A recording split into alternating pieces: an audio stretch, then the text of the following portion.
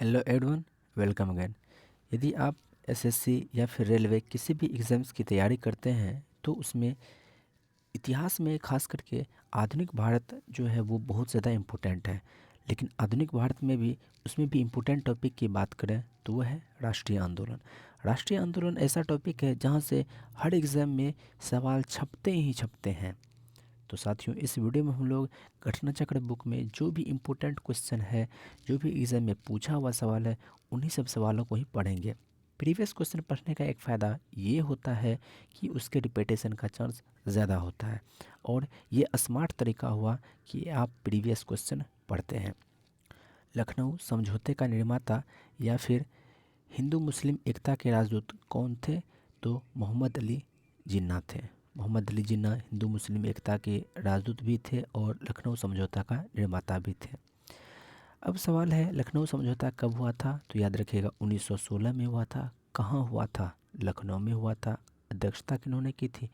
आर.से. मजूमदार ने की थी।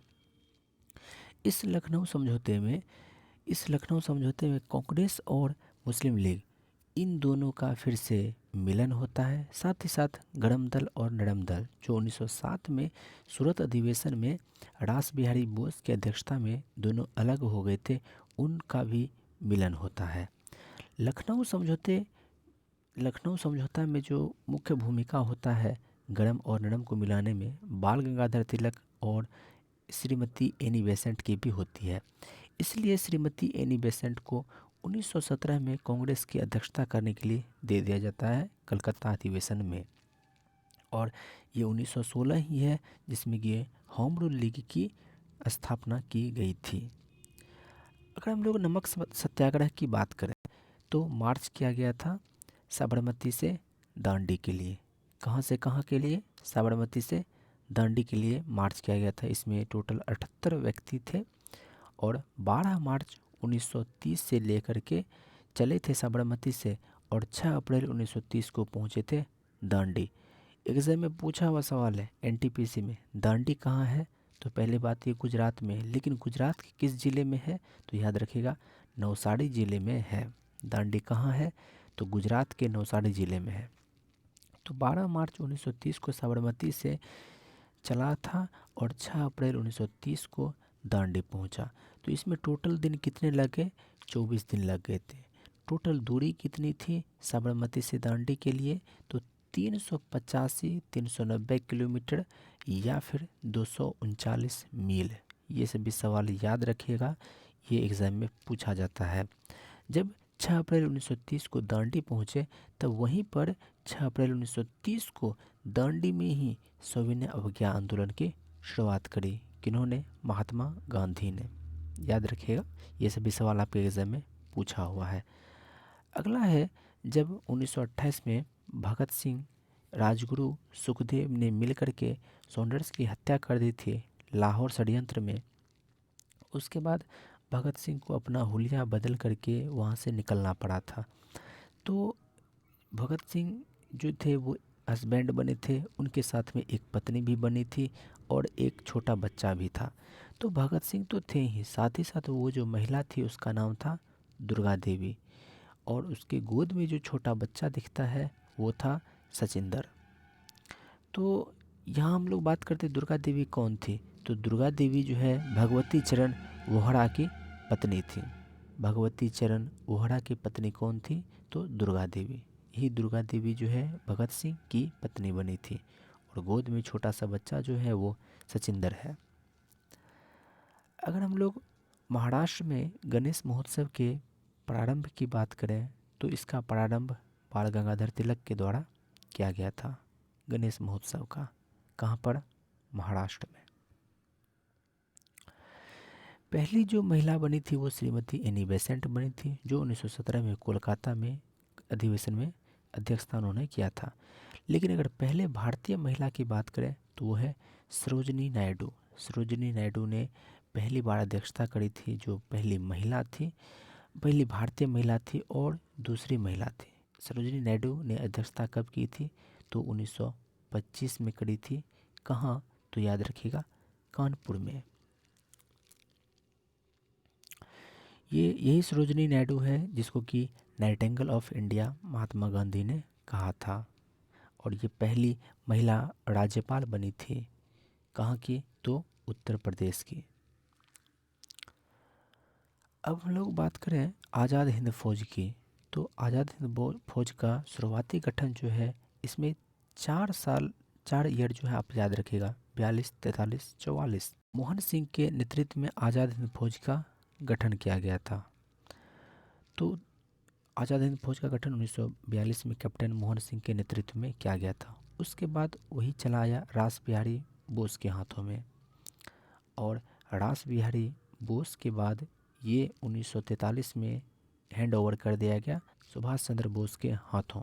कहाँ पर? तो सिंगापुर में। तो इसीलिए 1943 में ही इन्होंने कहा, दिल्ली चलो का नारा इन्होंने दिया था। और फिर 1944 में इन्होंने आक्रमण किया मणिपुर के मोइरांग में, शौकतुल्लाह मलिक के नेतृत्व में अधिकार भी इन्होंने किया था। तो आज़ाद हिंद फौज से 3 डेट याद रखिएगा, 42, 43, 44। 42 में क्या हुआ था? तो बना था, किन्होंने बनाया था? तो कैप्टन मोहन सिंह के नेतृत्व में बना था। उसके बाद किसके हाथों में आया? रास बिहारी बोस के हाथों में आया। उसके बाद किसके हाथों में आया? सुभाष चंद्र बोस के हाथों। सुभाष चंद्र बोस के हाथों में कब आया? 43 में। कहाँ पर? सिंगापुर में। तब वहाँ पर उन्होंने नारा कौन सा दिया था? दिल्ली चलो का नारा। उसके बाद 1944 में कौन सी घटना घटी थी? तो आज़ाद हिंद फौज ने अटैक किया, और 1944 में मणिपुर के मोइरांग पर अधिकार कर लिया, जिसका नेतृत्व किन्होंने किया था? शौकतुल्लाह मलिक ने। अगला सवाल है कि आखिर सुभाष चंद्र बोस का जन्म कब हुआ था? तो याद रखिएगा 1897। ये 1897 वही है जिसमें कि रामकृष्ण मिशन की स्थापना होती है बेलूर वराहनगर कोलकाता में। दूसरी बात, 1896-97 में ये वही साल है जिसमें कि बाल गंगाधर तिलक ने महाराष्ट्र के लोगों को कहा था कर नहीं देने के लिए, जिसके बाद से इनके नाम के साथ में लोकमान्य जुड़ गया था। और ये वही 1896 है जिसमें कि पहली बार राष्ट्रगीत गाया गया था, वंदे मातरम। भगत सिंह की मृत्यु जो है, भगत सिंह को जो फांसी दिया गया था वो 23 मार्च 1931 को दिया गया था। लेकिन इससे पहले हमारे चंद्रशेखर आज़ाद जा चुके थे। हालांकि चंद्रशेखर आज़ाद की हत्या किसी अंग्रेज ने नहीं करी थी, बल्कि उन्होंने खुद अपने सर में गोली मारी थी। तो चंद्रशेखर आज़ाद की जो मृत्यु हुई थी वो फरवरी 1931 में हुई थी। कहाँ पर? तो इलाहाबाद में ही आज़ाद पार्क है, वहीं पर चंद्रशेखर आज़ाद की मृत्यु। अगर हम लोग कांग्रेस के गठन की बात करें तो आपको पता होगा ए.ओ. ह्यूम ने 28 दिसंबर 1885 ईस्वी को करा था। इनका पहला अधिवेशन जो था वो पुणे में होना था, लेकिन हैजा फैल जाने के कारण जो है वहाँ पर कैंसिल करके बम्बई में इसको किया गया। बम्बई वही जिसमें कि पहला जो अध्यक्षता उन्होंने किया था 1885 में ही हुआ था, डब्ल्यू.सी. बनर्जी, उमेश चंद्र बनर्जी ने किया था। लेकिन 1888 में जो है पहला अंग्रेज़ था जिन्होंने कि कांग्रेस की अध्यक्षता करी थी। कहाँ पर? तो याद रखिएगा इलाहाबाद में।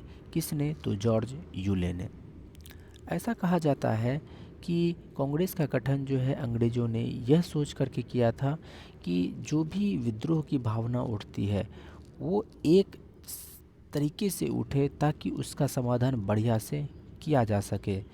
तो ऐसा कहा जाता है। और दूसरा ये भी कहा जाता है दूसरा ये भी कहा जाता है कि ए.ओ. ह्यूम जो थे वो एक अच्छे व्यक्ति थे और वो कहीं ना कहीं भारतीयों की मदद करना चाहते थे। हालांकि जो भी बात था, यहाँ हम लोग बात कर लेते हैं कि पहला अंग्रेज जिन्होंने कि कांग्रेस की अध्यक्षता करी थी तो 85 में पहला हुआ था, दूसरा 86 में, तीसरा 87 में और चौथा 88 में। तो 88 में यानी कि चौथा जो अधिवेशन हुआ था उसी में अंग्रेज़ों ने अध्यक्षता करी थी। और इसमें एक चीज़ याद रखिएगा, इसी 1888 में कांग्रेस के लिए संविधान का भी निर्माण किया गया। संविधान का मतलब नियम कानून। कांग्रेस के लिए संविधान निर्माण किया गया था। कब? तो 1888 में ही। Caste disabilities act, caste disabilities act कब आया था? तो 1850 में। कास्ट डिसेबिलिटीज़ एक्ट कब आया था? तो 1850 में। अगला सवाल है किसान दिवस। पहली बार पूरे भारत में जो किसान दिवस मनाया गया था वो 1936 में मनाया गया था। 1936 में कौन सा दिवस मनाया गया था? तो किसान दिवस, पहला किसान दिवस। अगला सवाल है कि कलकत्ता में 1928 में अखिल भारतीय मजदूर एवं किसान पार्टी, अखिल भारतीय किसान एवं मजदूर पार्टी का अध्यक्ष जो चुना गया था वो सोहेल सिंह जोश को चुना गया था। ये पार्टी कहाँ बनाई गई थी? अखिल भारतीय मजदूर एवं किसान पार्टी तो कोलकाता में बनाई गई थी। कब? तो 1928 में। और इसकी अध्यक्षता किन्होंने करी थी? तो सोहेल सिंह जोश ने करी थी। अगर हम लोग पाकिस्तान शब्द के गठन की बात करें, पाकिस्तान शब्द की रचना की बात करें, तो कैम्ब्रिज विश्वविद्यालय का छात्र था चौधरी रहमत अली। क्या नाम था? चौधरी रहमत अली। इन्होंने 1933 में पाकिस्तान शब्द का गठन किया। पाकिस्तान का मतलब कोई ख़राब मतलब नहीं होता है, लेकिन इसको एक विशेष धर्म के लोगों ने, एक विशेष देश के लोगों ने, पाकिस्तान देश के लोगों ने ही इसको बदनाम कर रखा है। उसके बाद जब 1938 में हरिपुर में सुभाष चंद्र बोस की अध्यक्षता में कांग्रेस का बैठक होता है, फिर 1939 में फिर वही चुने जाते हैं, लेकिन महात्मा गांधी के साथ में विवाद हो जाता है, क्योंकि महात्मा गांधी की तरफ से पट्टाभी सीतारमैया की जब अध्यक्षता में हार हो जाती है तो महात्मा गांधी को बहुत दुख होता है। इस वजह से सुभाष चंद्र बोस भी 1939 में ही चले जाते हैं। और फिर आखिर में त्रिपुरी जो अधिवेशन हुआ था 1939 में, उसकी अध्यक्षता डॉक्टर राजेंद्र प्रसाद करते हैं। और 1939 में भगत सिंह वहाँ से अलग, सुभाष चंद्र बोस वहाँ से अलग होकर के फॉरवर्ड ब्लॉक की स्थापना करते हैं। और 1939 में ही क्या होता है कि मुक्ति दिवस मनाता है मुस्लिम लीग, मुस्लिम लीग मुक्ति दिवस मनाता है। और 1940 में क्या होता है कि पाकिस्तान प्रस्ताव पेश करता है। मुस्लिम लीग का जो अधिवेशन होता है 1940 में लाहौर में होता है, और वहाँ पर पाकिस्तान प्रस्ताव पेश किया गया। लेकिन किन्होंने किया? तो याद रखिएगा, फजलुल हक ने किया था। किन्होंने किया था? फजलुल हक ने किया था। ये सभी सवाल इम्पोर्टेंट हैं, आपके एग्ज़ाम में पूछा गया है। खान अब्दुल गफ्फार के दूसरे नाम की बात करें तो बादशाह खान। खान अब्दुल गफ्फार का दूसरा नाम, उनका उपनाम क्या है? तो बादशाह खान। ये पहले विदेशी थे जिनको कि भारत रत्न दिया गया था। कब? तो याद रखिएगा 1987 में। चौरी चौरा का जो कांड की बात करते हैं वो कब हुआ था? 5 फरवरी 1922 को हुआ था। ये चौरी चौरा कांड कहाँ पर हुआ था? तो याद रखिएगा, गोरखपुर में हुआ था। हालांकि अगस्त 1920 में जब असहयोग आंदोलन की शुरुआत करी गई थी तो शुरू में तो इसको उतना बल नहीं मिला, लेकिन 1921 से 22 में इसको बहुत ज़्यादा इसको सराहना मिला और इसको बहुत ज़्यादा बल दिया गया। लेकिन इसी बीच क्या हुआ कि चौरी चौरा कांड हो गया था 5 फरवरी 1922 को गोरखपुर में, जिसमें कि थाने में आग लगा दिया गया, बहुत सारे पुलिसकर्मी उसमें मौत हो गई थी। तो इसी 5 फरवरी 1922 के 6 दिन बाद, यानी कि 11 फरवरी 1922 को असहयोग आंदोलन को समाप्त कर दिया गया। कब? तो 11 फरवरी 1922 को। और इससे भगत सिंह को बहुत ज़्यादा गहरा आघात लगा था। यहाँ से जो है भगत सिंह का रास्ता और महात्मा गांधी का रास्ता, दोनों का रास्ता बिल्कुल अलग हो जाता है।